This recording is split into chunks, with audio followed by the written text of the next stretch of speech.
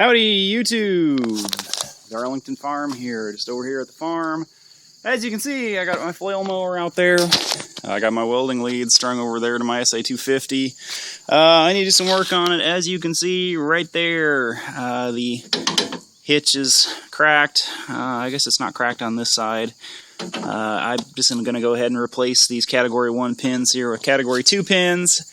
I'm kind of tired of using those bushings on there. I've got some new Category 2 pins down there, and I'm just going to fix this, and there are a couple other cracks on it in various places, so should be a fun project here.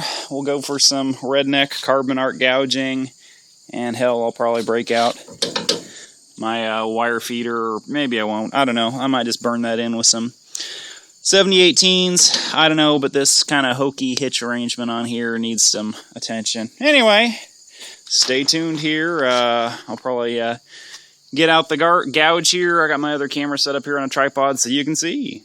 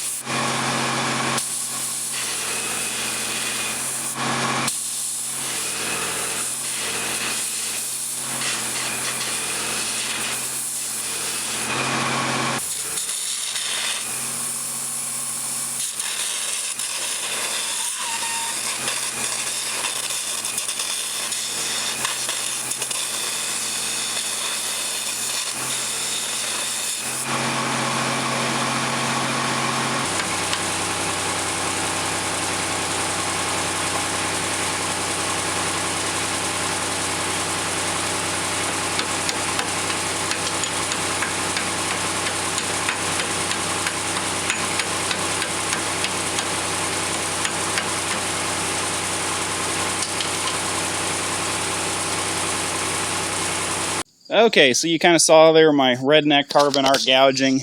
I don't have a carbon arc torch. You can just use an air chuck and just an arc air, or air arc, I think is the company name. Carbon there and a stinger.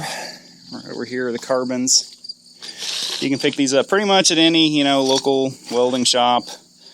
Hell, I think my local Tractor Supply even carries them. I've got my SA250 here turned up to nuclear, or it's pumping out about 500 amps. So not everybody's going to have that, but a good 300 amp stick welder will, with a decent duty cycle, will run those no problem. It just won't be as fast, but there's kind of what you can do with a carbon arc. There are people that are definitely more skilled than me. I just took off as much of that old weld as I could there. Got this thing loose. I don't know who put that together. That's like way the hell too thin. This is an old Army Corps of Engineers machine right there. So I suppose it was probably done by somebody who didn't really give a crap. But kind of here's an example of what you can do with an arc torch like that, rather than a oxyacetylene or oxypropane torch. It's pretty nifty what you can do. If you're really careful on a bolt like that, you can actually salvage the bolt. I wasn't real careful because I wasn't planning on reusing those. But on this side here, you see that I hardly damaged the threads at all. If you're really careful when you use an arc torch like that, you can just take a nut off, or rusted nut off, or rounded off nut like that, and not actually damage the base, not actually damage the nut. Anyway, when I get back to this, I'll take off the other side here and probably burn off some of this nasty weld and, fill it in with a couple of passes of 7018 or Something like that. Anyway, I'm gonna get back to work here.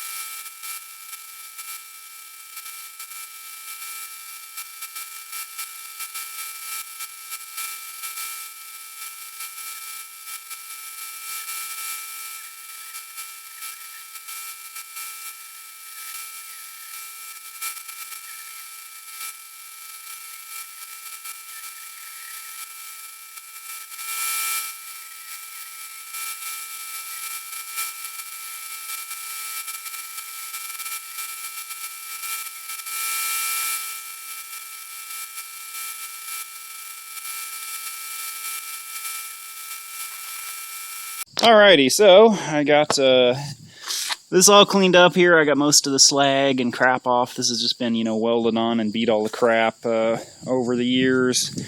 I'm just going to go ahead and try halfway doing a decent repair job on it here. I just put a pin in there to kind of clamp those two together.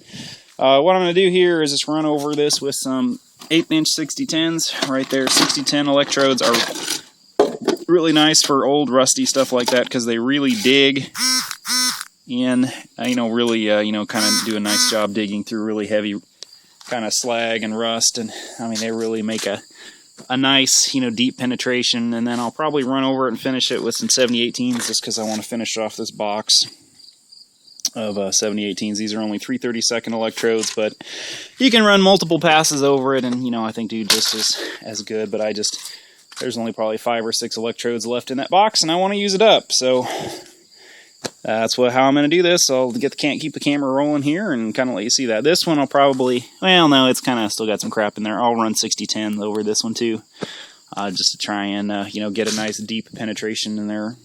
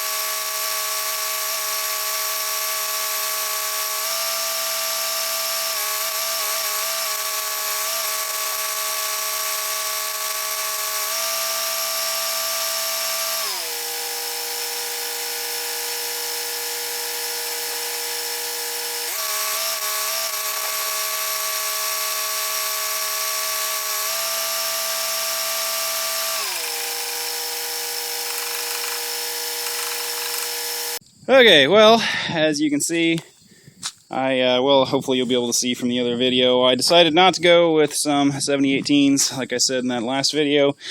I decided I'd go ahead and kick it with some 5P pluses. I'm trying to get the hang of these things, so I thought, what better application that's really non-critical than a flail mower? So, especially one that's mine.